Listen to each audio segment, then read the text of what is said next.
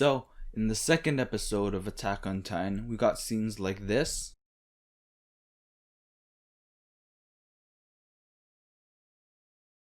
This.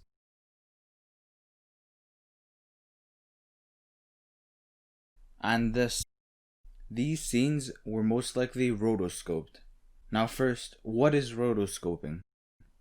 Rotoscoping is an animation technique which consists of tracing over actual real-life footage as reference, which overall creates a more realistic look into it. There are pros and cons about this. One big difference is the character animation and dialogue. They look a lot more lively when compared to previous seasons, which use a lot of stills during dialogue. Now, with the character designs looking even more detailed as well as resembling real humans much more, it's understandable why they were using this technique.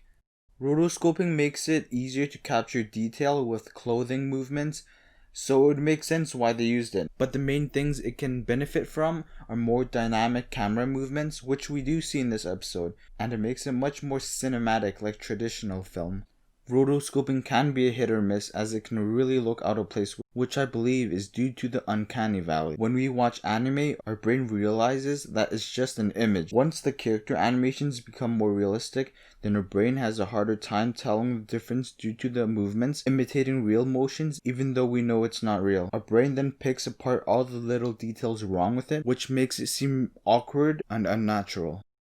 Some of the scenes were seen as a bit choppy, most likely due to time constraints, which cut back in the amount of in-betweens. Personally, for me, I think the trade-offs are definitely worth it, as we got very detailed character designs, having much more lively characters acting, and camera movements made it that much more immersive, which I prefer over still frames.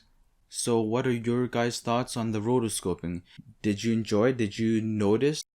Did you find any of the scenes awkward? Let me know down in the comments below.